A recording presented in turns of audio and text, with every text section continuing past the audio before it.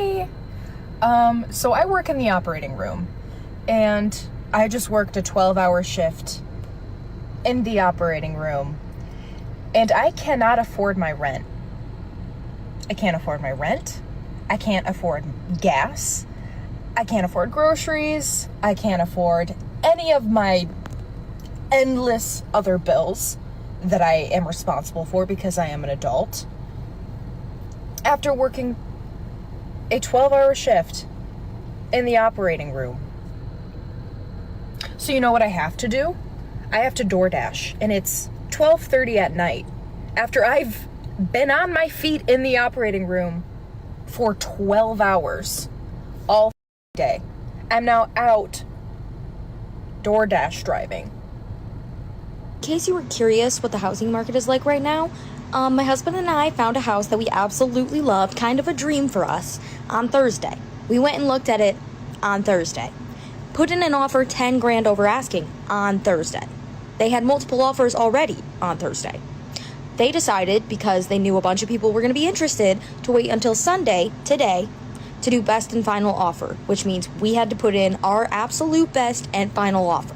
We went up to 30 grand over asking, and we offered a $20,000 appraisal gap, which is if the house gets appraised for less than what you offered, you have to cover that gap with cash at the closing table. So we offered that. We also, in our offer, said that we're going to do inspections, but we're not going to ask them for any concessions or repairs. So if anything came back bad, they didn't have to fix it. Also, 3-week close. We didn't even stand a chance. We lost. They had 9 offers. 9 offers. Somebody offered, I think, 40 or 50 grand over asking with a full appraisal gap, which means 40 or 50 grand. Like, I just actually want to die because now I'm depressed, and it was my dream house. And now someone else gets to have my dream house because I'm too poor.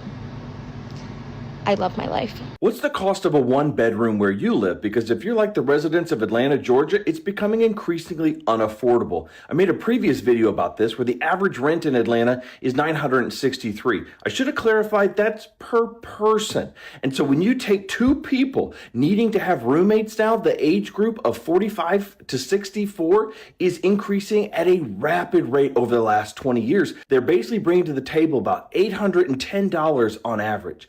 That buys them a 1-bedroom apartment for $1,600 for 2 people. So if you're like the people of Atlanta, it is becoming absolutely unaffordable, unobtainable to even rent, let alone dreaming about buying a house. I need to know the secret. Where y'all getting your money from? Because there's no way. There's no way that everybody's out here struggling, yet everybody has money. Okay, I'm seeing stuff, people out here flaunting what they got, summertime goals, going on vacations, all that. Where y'all getting this bread from? And don't tell me it's a credit card, because I don't believe that. Somebody give me the real source of where y'all getting this money from. 15-ish years ago, I was able to afford a 1-bedroom luxury apartment off a $50,000 a year salary. I was just having a conversation with someone that worked for me a couple years ago, and she's signing her first job offer, making $106,000 a year right out of college. She, I don't believe, has student loan debt. Obviously, inner city is going to be more expensive. My apartment was in the suburbs of Boston. However, she cannot find a place to rent within reason without having at least 2 roommates. $106,000 with very financially responsible person. And it's wild when I have conversations with those that are in their 60s and 70s and truly don't understand the cost of living and why the birth rate is declining. I don't know, Susie, because most people my age, and I'm a millennial, I'm 38, and most people my age and younger, they don't feel like they can responsibly take care of themselves. And so you want people to be responsible, because a lot of my friends with young kids, they have to have 2 salaries to afford life, but their childcare is the cost of their mortgage, if not more. And they bought homes at like a good time too. Like they have a really good interest rate. Like their mortgage isn't unaffordable as much as a lot of mortgages are now, but their childcare is their mortgage. So they're like owning 2 homes to have children, to be able to stay in the workforce so they can just afford life. That's why. Thursday night, my wife went and got her hair done. I think it was like 110. My dog was groomed yesterday, and then me and two of my boys went and got haircuts. And it was, you know, with $27 each with tip, it was about $100. And then our dog was $100 with tip was $120. So altogether, man, it's like $350 just for haircuts. So I don't know. You know, it's crazy. And you go to the store and everything is super expensive. Just curious, what are you guys doing to earn some additional money during these times? Me and my wife were both talking about the economy a few minutes ago. And, you know, it's like I told her, I don't understand how people are making it today. I don't understand how people are living in this economy, because everything is so freaking expensive that if you're not making $100,000 a year, I don't know how you're doing it. You're a hell of a lot better at managing money than I am, I can tell you that. Because she goes to the grocery store 2 or 3 times a week, every week, and spends $100, $150 every time she goes. You cannot go to the grocery store now and get out for under $100. And you might have 10 items. Well, probably, $100 ain't gonna buy you 10 items. But we never have anything in the house, and that's what got it started. I'm like, there's never anything to eat here. And she said, well, it's so freaking expensive. By the time you go buy for one meal, that's it. And she's right. That's true. And it just got me thinking, how are people doing it? How are people even feeding themselves, much less feeding a family? If you're making a job with, you know, $15, $16, $18 an hour, I don't know how you're doing it. I don't. How are you keeping yourself alive and a roof over your head? I don't get it. I don't get it. You must be a hell of a lot better at managing money than I am. We're talking about how unaffordable it is to be in the US. I'm seeing all these videos. I would just like to say that it is 100% some kind of game, because I would buy the exact same L'Oreal shampoo and conditioner, the Revive, like super gloss, exact same one for €6 in Spain. And it is $12 to $15 here a piece. €6, $15, same thing, same exact thing. What? And the math on that is €6, it's $7. For it to be the same price would be $7 here. And I just bought shampoo and conditioner, and it was, I think, like 14 something for each. So $30 to get shampoo and conditioner. Just we're getting screwed.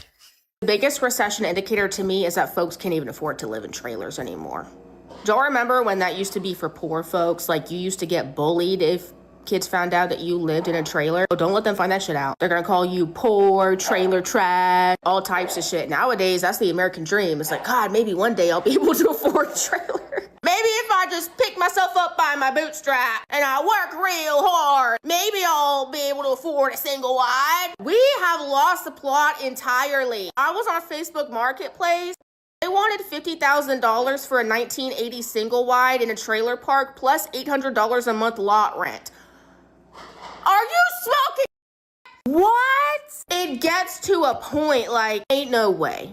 Same thing if you, like, go to the people that build them. Like, if you want a brand new single wide, I went to Clayton Homes just to get a look around. Some of them single wides was going for $90,000. Oh, and that's just the single wide. Like, that's not including the land, the permits, the hookup, all that shit. What are we doing? No, seriously, what are we doing? I can't even afford to buy a single wide trailer. What's lower than low class? Because that's me. And I'm not talking shit about trailers because I'm currently renting a double wide. But I was looking into buying. I can't afford that shit. What are we gonna do, y'all? I don't know. I have seen video after video after video talking about people talking about going into foreclosure, eviction notices, living paycheck to paycheck, and same. Yep, we are living paycheck to paycheck. And I got to thinking, I remember 14 years ago when my daughter was born, I had no money, pretty much. I mean, I was working as a waitress, I was young, I was a freshman in college, thinking if I made this much money, I would be living stress-free. I do make that much money now. In fact, I make more money than that. I make good money. My husband makes good money. And we are living paycheck to paycheck. Just over the last 5 years, our car insurance has doubled, almost tripled, and no, we don't have any new tickets, no car accidents, nothing. Our phone bill has doubled, and I've paid off pretty much all of our phones. Still keeps going up. Our mortgage has gone up $600, $700 since we bought our house 5 years ago, just from an increase in homeowners insurance and property taxes. Our medical insurance has gone up. More money is being taken out of our paychecks or whatever.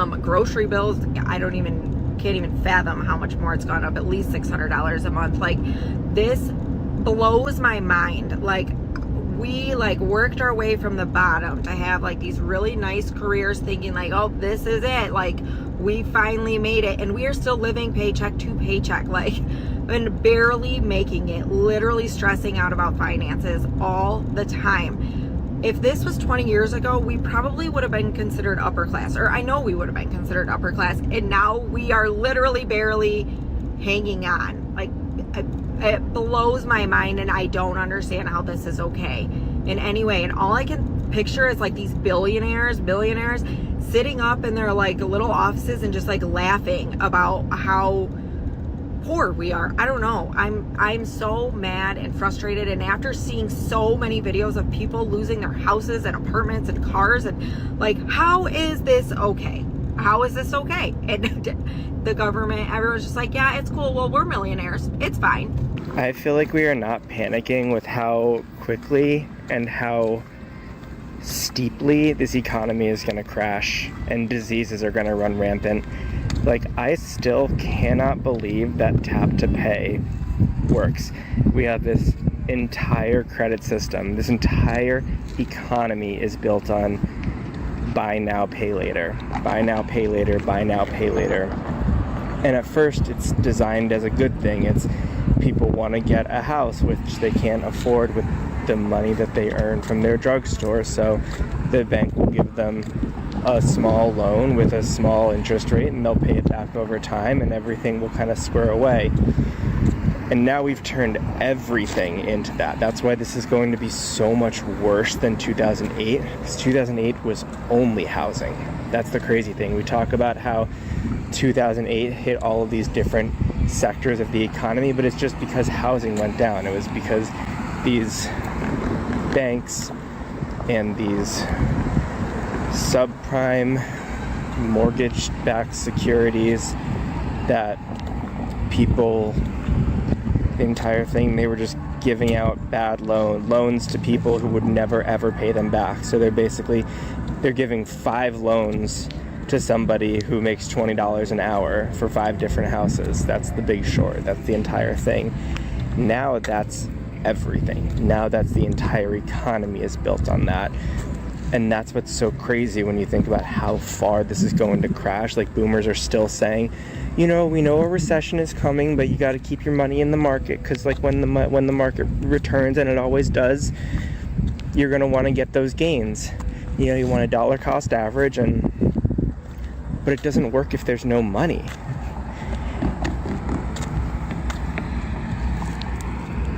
We're now at the point of you can finance your food. Like, people are so poor that you can actually finance your food. We went from being able to finance a house to financing a burrito. That's insane. Just from a purely economic standpoint, forget the moral issues of everybody should have food as a human right.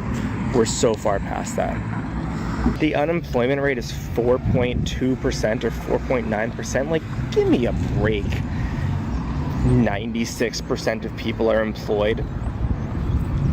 And that's not even to mention like adequately employed. Like, if you wanted to look at a real unemployment measure, you would look at like how adequately employed people are for their skill set and knowledge base. There's no chance that 96% of people are employed right now. When I have most of my college friends are either vastly underemployed or unemployed now. So that number is just completely wrong. I don't think you guys are going to be ready for me to tell you how much I just spent on groceries and show you what I got. I spent, here, wait, let me show you what I got, okay?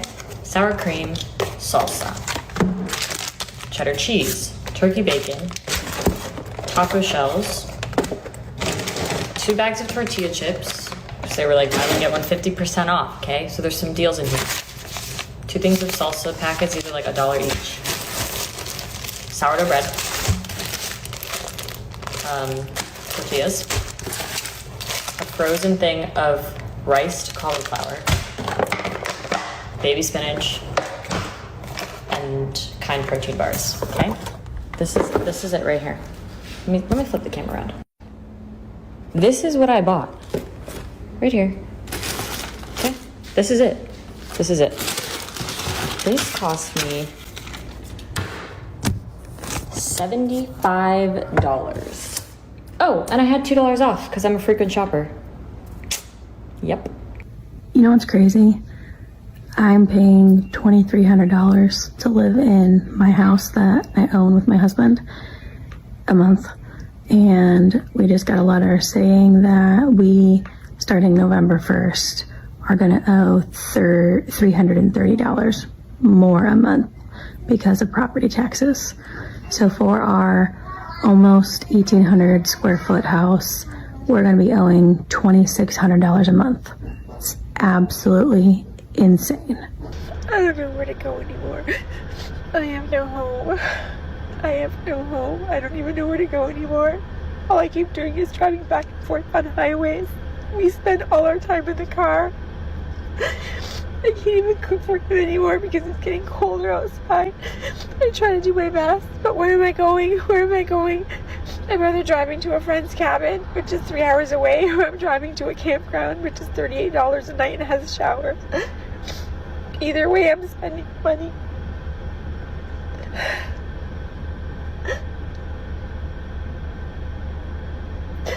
Inconvenience. This is inconvenience. They evicted me.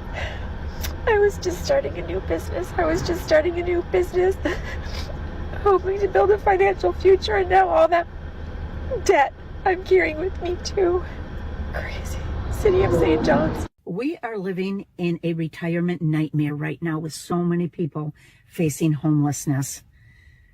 You know, when I grew up, seeing your parents, and then for me working decades, you think retirement is a time of peace and quiet. You're rewarded for all your hard work. And for so many, it has become a complete nightmare. It's not like that anymore, unfortunately. There are so many people right now that are one rent, one medical bill, and one bad month of being homeless out on the streets. That's very sad. But that, unfortunately, is the reality that we are living in right now.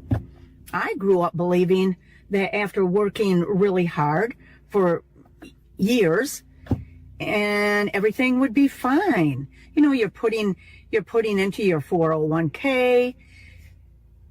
You know, if you're fortunate enough to have a 401k, I worked for only one company that had a 401k, so I really didn't have a whole lot in a 401k. I was fortunate enough to have a pension, not a large one by any means, but I just saved for my retirement. That's what I had to do.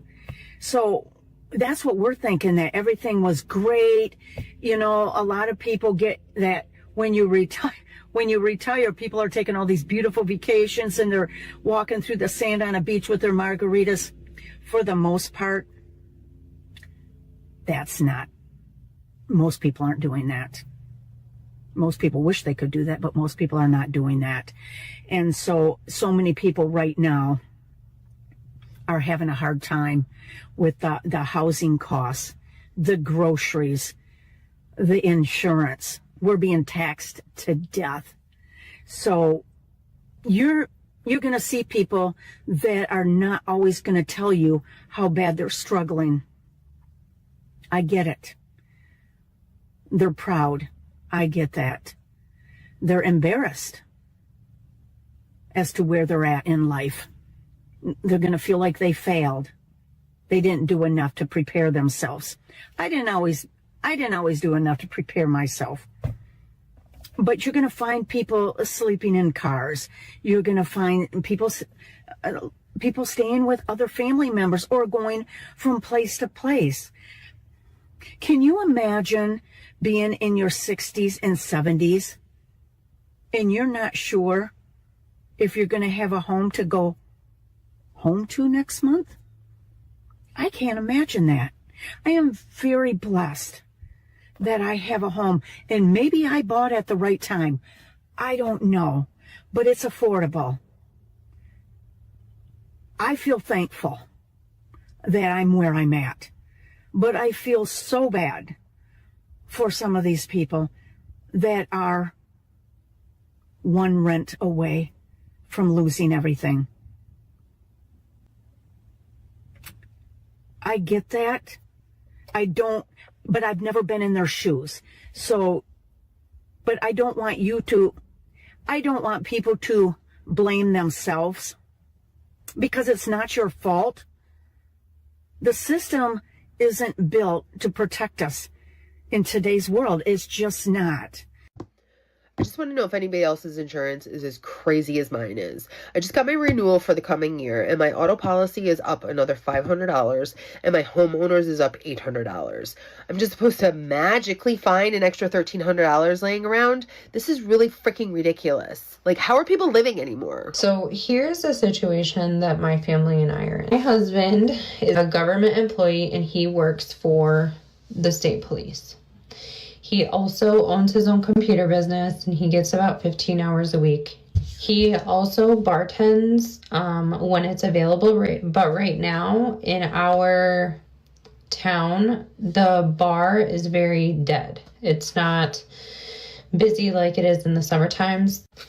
I stay home with our 3 children because daycare is $1,000 a month for 3 kids. So my husband at the police, before taxes are taken out, makes $3,600 a month. We paid for daycare. That would be more than what he makes at the police. I cannot find a job that would cover that kind of financial burden. I just made a grocery pickup order, and we do get EBT. We get $119 a month. And so we use the last little bit of EBT that we have to pay for the food that will probably last our family for the next week. On top of that, our car insurance went from $298 to $540 a month. Our property taxes increased, and so that means our mortgage increased. Inflation is incredibly high. Grocery prices are incredibly high. And gas prices are incredibly high. I texted him today and I said, I don't know how we're going to pay our insurance, which is $540 a month. I don't know how we are going to pay for our phone bill, because that is $300 a month, and we do not have brand new phones. We do not have a payment plan. That's just how expensive it is to have two phone lines at AT&T. Our electric bill is $220, also due at the end of the month. And right now we have $230 in our checking account. And what we needed for food was not covered fully by UET, so I had to pay $89 out of pocket to get the rest of the food that we need. This can only last us about a week and a half. My husband works 3 jobs. I stay home to prevent daycare costs, because I would be working to pay somebody else to take care of our children. This is the America that we live in. My husband's a government employee and only makes $42,000 a year. And I don't know where you live, but that's a really hard living to live on. So before you say that people sit on their ass and you have to pay for it, just remember you're only getting about $36 a year taken out of your check for somebody to receive EBT. And we're not making it. Not even a little bit. Should I rant about San Diego for a second? I was raised here for a majority of my life. My entire family lives here, lived here for generations. And the way that locals are getting priced out is just something that needs to really be talked about more on a very serious level. It is just absolutely insane, the price of everything now and how much higher it has gone and how much the quality has gone down. Like, everything. Don't even get me started on SDG&E. SDG&E and I have beef. Tell me why my delivery fee is the same price, if not more, than what my electric generation is. And I don't have AC. Like, I really don't use a lot of electricity at all. Why is my bill almost $400 every month? I don't know. I had someone come out here and look, and guess what? They charged me to have someone come out here and look. They found nothing. They're like, that's just normal. No, it's fucking not. Traffic. Why does traffic start at 2 p.m. and why does it go till 7? Good luck anywhere. It's like you're almost imprisoned in your house between the hours of 10 a.m. and 2 p.m. And then if you want to go out after that, you better wait till after traffic after 7 p.m. Going out to eat. Prices have skyrocketed. Absolutely skyrocketed, which I get, like, servers and stuff and like these businesses have to stay open, but it's gotten to the point where it's like I can't even go out and eat anymore.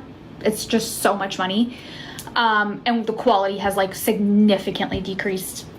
It's just like not even worth it at this point. Groceries here, absolutely ridiculous. And I like try and go to grocery outlet, or I try and go to Costco when I can and get what I can. But I mean, sometimes you have to just go to the other, like the Bonds or the Ralphs, and it's just ridiculous how much they're charging.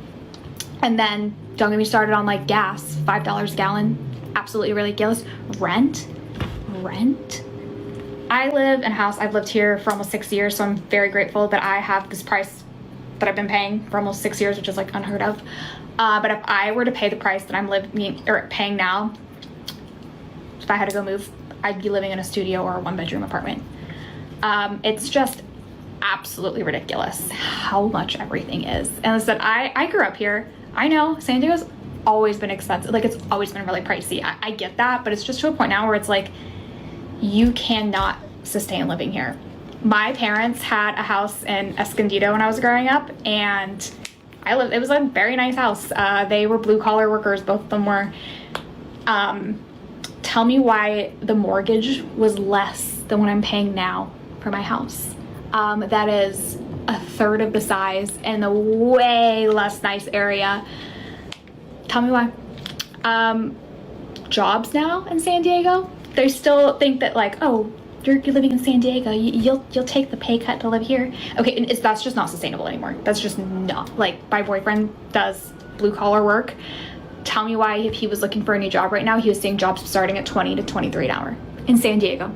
That needs like experience. Like, it wasn't just like starting, like that was like with jobs that need 5+ years experience.